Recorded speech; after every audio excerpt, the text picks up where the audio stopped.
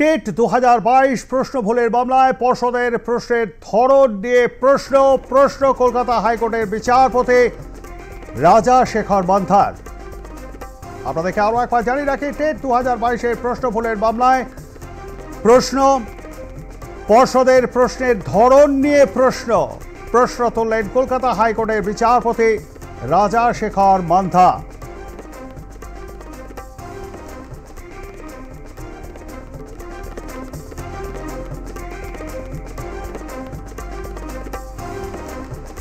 আপনাদেরকে আরো একবার জানিয়ে রাখি,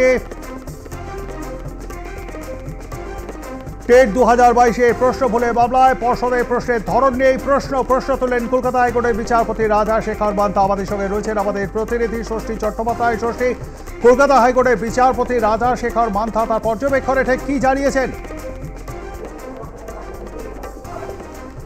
দেখো, পরীক্ষার্থীরা অ্যালবার্ট আইনস্টাইন নয়, পর্ষদের উচিত মেরিট বুঝেই প্রশ্ন করা।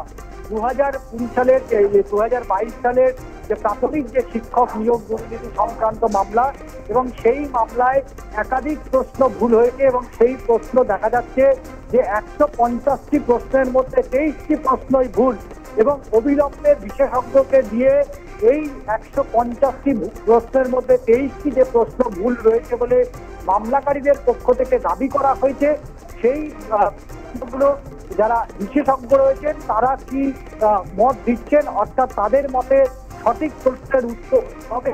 প্রতি প্রশ্ন ধরে বিশেষজ্ঞরা তাদের মতো সঠিক মূল্যায়ন করবে এবং করে আদালতে জানাতে হবে।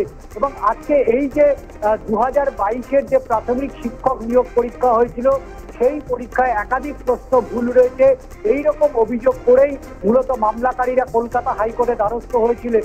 এবং আজকে সেই মামলার শুনানি পর্বেই প্রাথমিক শিক্ষা পর্ষদের যে ভূমিকা, সেই ভূমিকা নিয়েও প্রশ্ন তুলেছেন বিচারপতি রাজাশেখর মান্থা, এবং আইনস্টাইনের সাথে কিন্তু তুলনা করেছেন, এবং যেখানে তিনি বলছেন যে অ্যালবার্ট আইনস্টাইনের মতো করে যারা নয়, অর্থাৎ তাদের মতো করেই পরীক্ষার প্রশ্ন উত্তর করতে হবে। পর্ষদের উচিত ছিল যে মেরিট বুঝেই প্রশ্ন করার, এবং আগামী যে শুনানি রয়েছে সেই শুনানিতে বিশেষজ্ঞরা এই যে 23টি প্রশ্নের ভুল রয়েছে বলে যেটা দাবি করা হয়েছে, অরিজিনাল অ্যান্সার কি হবে সেই অ্যান্সারটাকে জানাতে হবে।